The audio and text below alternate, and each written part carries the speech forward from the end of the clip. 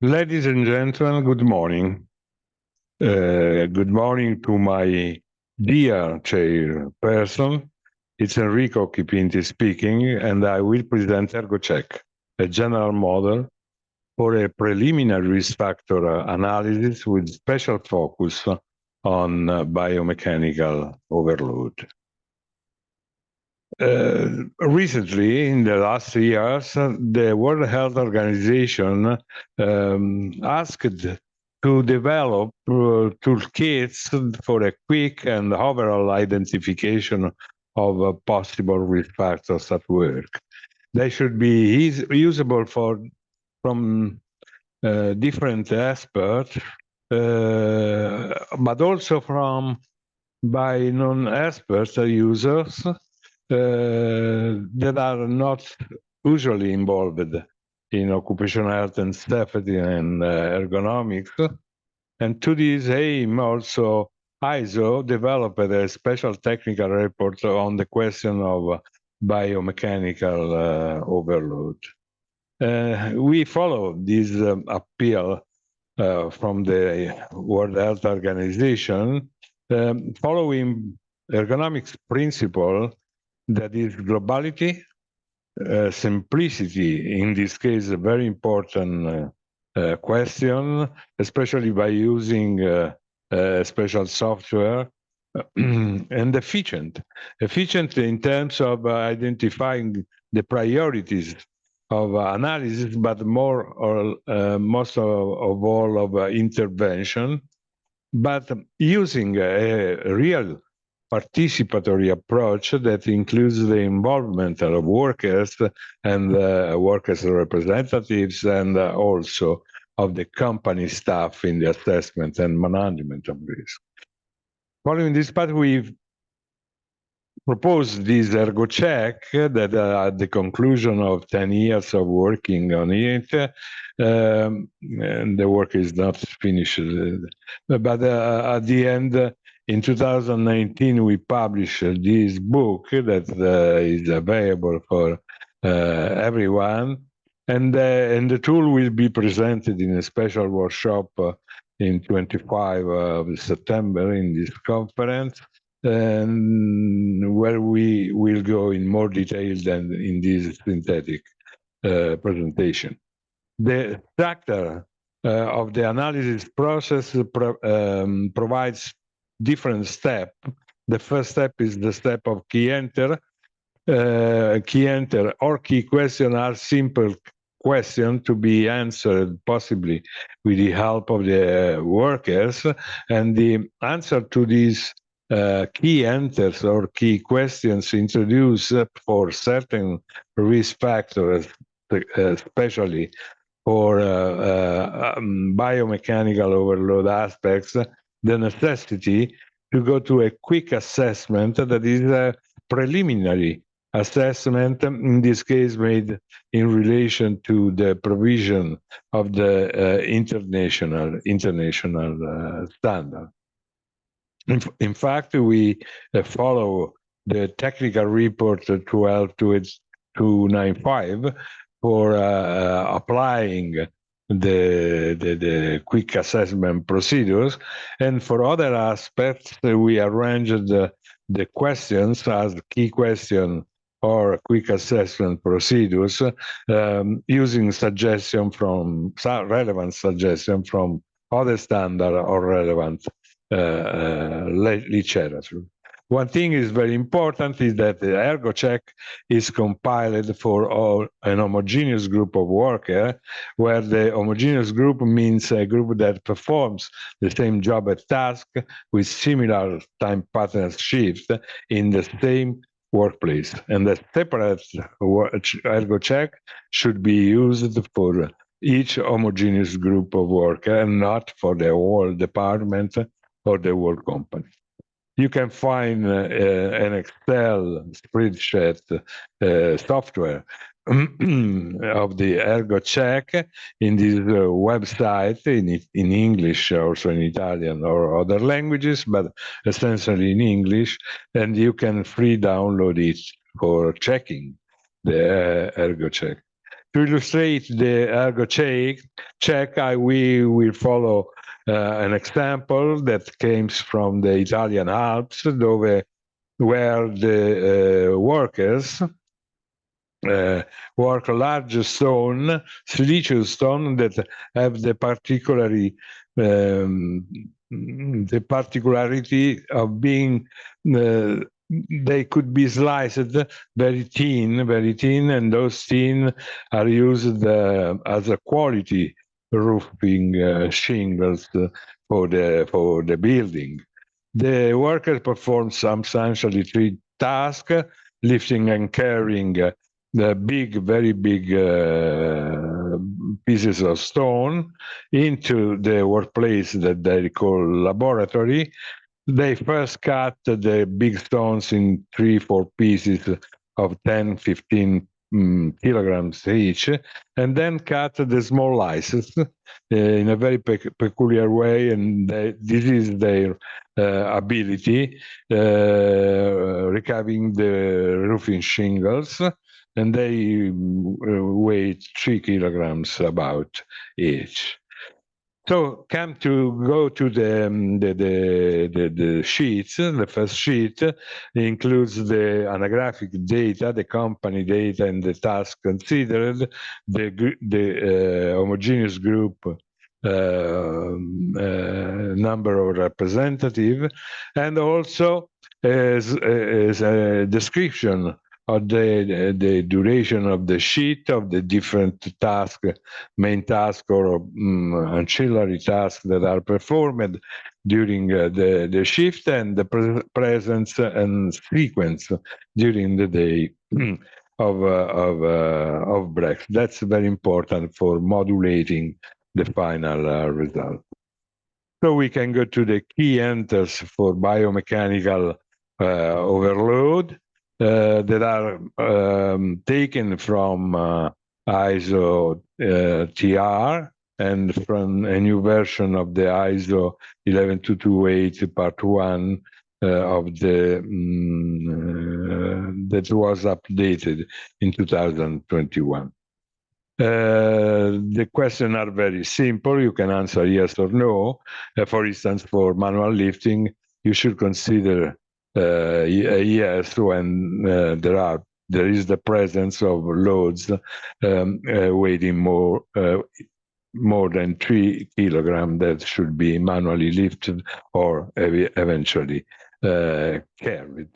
The answer yes implies you go to the quick assessment shift, but the sheet we will see afterward.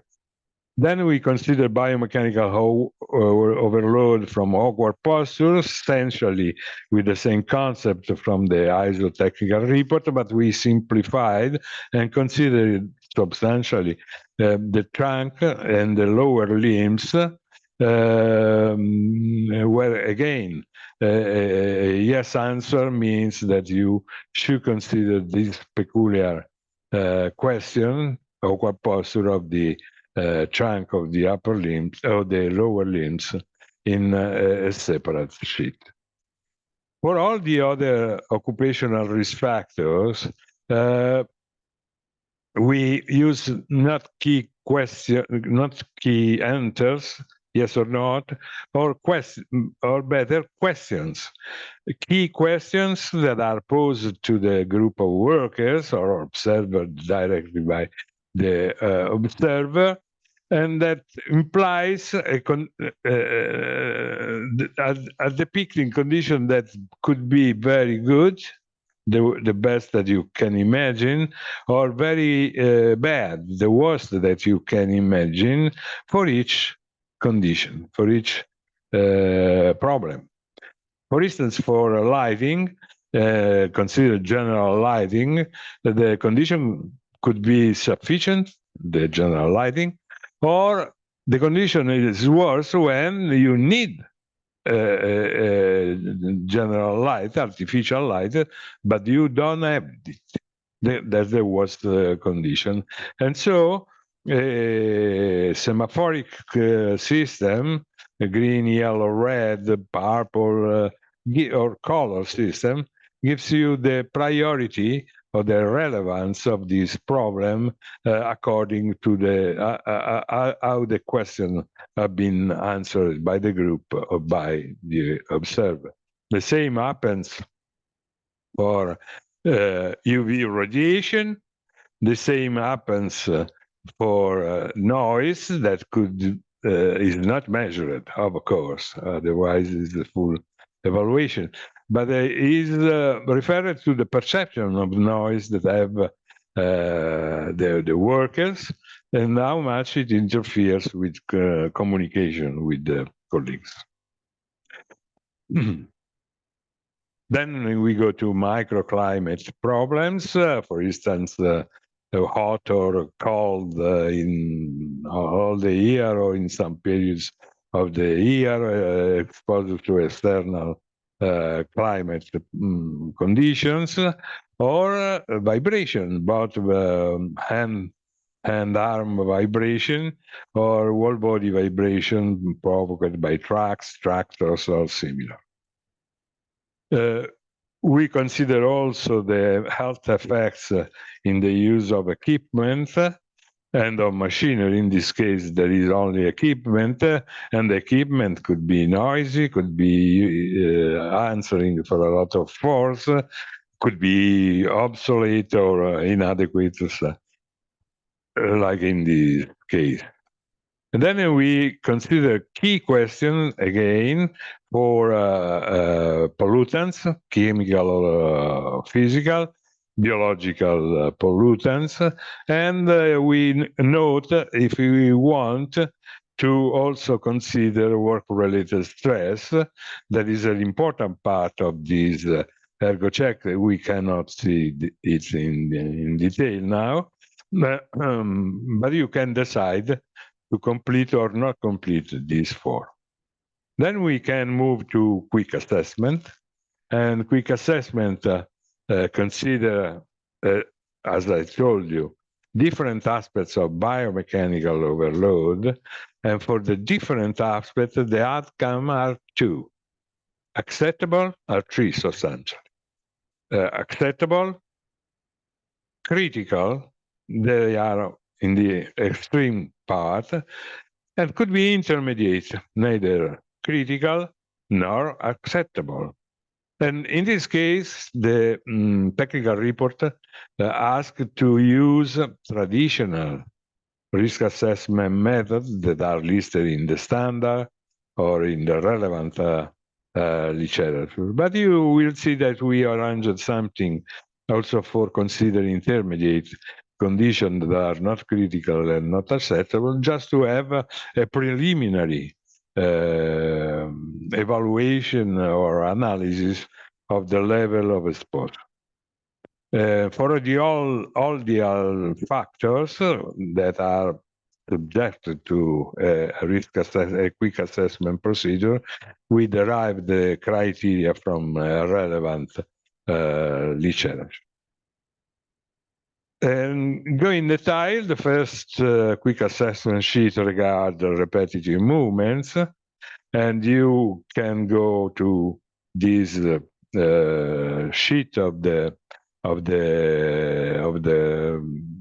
software, where is translated, transported, incorporated what we have described in the first page regarding the organization of the shift and the breaks, etc. Then we can go to the questions for depicting an acceptable condition. And the acceptable condition is when you answer yes to all the questions that are posed. There are 4 or 5 questions regarding frequency, regarding posture, regarding use of force, regarding the brakes. And if all the answers are yes, you are in an acceptable condition, also consider the international standard on it. On the other side, you have a list of critical conditions, again regarding frequency, force, posture, and brakes and shift duration. And if you have only a yes answer, the condition is critical. If you have all the answer in the no band, you are not in a critical condition. This is according to the standard. But if you are in an intermediate condition, not critical but not acceptable, you may use the last part of the sheet to depict some aspects about frequency, pace, awkward posture, lack of variation, and use of force. Derived from the OCRA checklist that can give you a rough idea of how important is the level of exposure in this intermediate condition. At the end of the sheet, you have a summary of what your evaluation has been. The third sheet regards a quick assessment of manual handling of loads in different aspects. And first of all, we decide to describe describe for lifting and carrying the amount of loads that have been lifted or carried during the shift with their percentages and their how to say load category because this is useful for other consideration.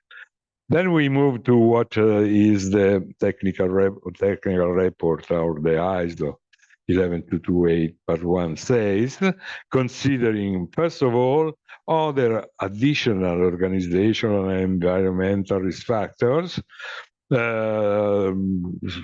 that could be for environment, from the object characteristic, or from some aspect of work organization that could modulate in some way the quick assessment. And then go to the quick assessment in itself, looking at the critical condition for manual lifting. And the critical condition are, first of all, those that are considered not allowed by the NIOSH revised NIOSH lifting equation, or if the limits of load are exceeded, the limits of load recommended by the standard. If only one of those the condition is answered yes, the condition is critical. On the other side, the condition could be acceptable if the weights lifted are less or maximum 10 kilograms and they are lifted in good conditions, geometry and frequency. But if you are in a condition intermediate, you should consider also what happens for the loads between 10 and 25 kilograms, the geometry, the frequency, and this will give you an idea of how irrelevant is the exposure to manual lifting.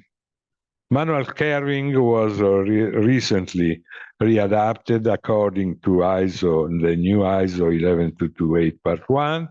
There is a sheet for the acceptable condition. There is a sheet for critical condition that is critical, especially when the cumulative mass per day is exceeded, or if you carry for more than 20 meters in ordinary way.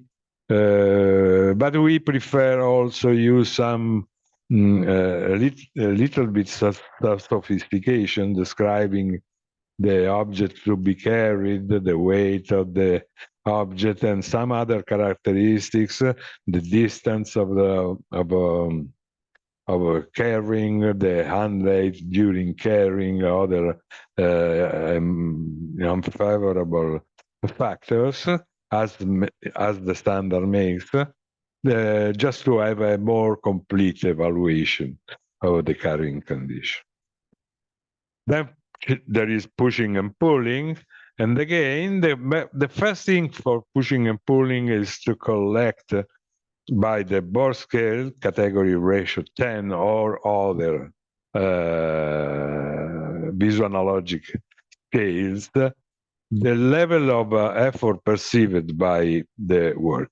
Considering the Bohr scale, we assign the level that is judged during the pushing and pulling action by the workers. Considering that up to value of 2, the condition could be acceptable. After if the condition is more than 8, the condition is critical. And in the between 3 and 7, we can modulate the level of exposure. Then we can go to what the technical report says. Again, we have to consider additional and organizational factors as a contributing factor, and then look at the acceptable condition or critical condition, the first of which is the question of the perceived effort by the Bohr scale. Then there are other questions regarding the duration of the task, but most of all, the position of the end when pushing and pulling outside the level of the shoulder, etc., that can be considered completely safe or absolutely critical. At the end of the page of manual handling, you have a summary of your evaluation regarding lifting, carrying, pushing and pulling, and additional factors. The next is to consider awkward posture, and we skip exactly, the technical report doesn't speak about that, and we skip the difficulty use of the standard, but interpret the standard, especially considering the trunk and the lower limb. And for the trunk, and then for the separately for the lower limb, we look at the posture of the trunk or the back, both in standing or seated posture, and describe roughly how much time is spent in different condition of the back, always upright, moderate flexion, measure flexion, and give a percentage that should cover 100% of the working time. The same happens for the lower limb posture, again in standing or sitting posture, and then we consider also the acting on pedals that is relatively infrequent anyway. The quick assessment procedure in the ergo check regards also the chemical and the other pollutants, the biological pollutants, and the work-related stress. This part is large enough, and I have to skip this from this presentation because of time. And I can go directly to the synthesis, the page of synthesis and final result that are showed in a graphic way, showing histograms which height depicts how much relevant the problem is. In this case, obviously, repetitive movement, lifting and carrying, more or less push and pull, a little bit less working posture, and the other factors are in this peculiar homogeneous group and working context, obviously. And so you can have a map of priorities for this peculiar condition. The same page gives the same result in non-graphic and descriptive way, separately for the the aspects of biomechanical overload and the other risk factors that have been considered, and some of them have been skipped in this presentation. So we can go to the final remarks, remembering that the toolkit has been conceived under the input of the WHO, especially for craft work, small medium enterprises, agriculture, building, and it represents a simplified procedure for risk assessment. It can be used also by medium-large enterprises for a preliminary check of the condition of the different workplaces, obviously followed by a more detailed analysis. What is important is to follow a participatory approach that is the only one that could give you effective results in compiling the ergo check, and not based only on the observer impression in some kind. The users are many. The employer, the responsible of health and safety at work, the workers' representative, the occupational doctor, and in our experience also the labor inspectors, provided that they have a minimum training in the use of the ergo check. And from our side, that's all. You can download the ergo check from the website of our APM International School. And I want to warn you that in a near future, by the Samsung Brazil, we will have an app for smartphone just to use the ergo check. And if you want to know much more about this, come to the workshop or come to our stand at this conference. Thank you very much.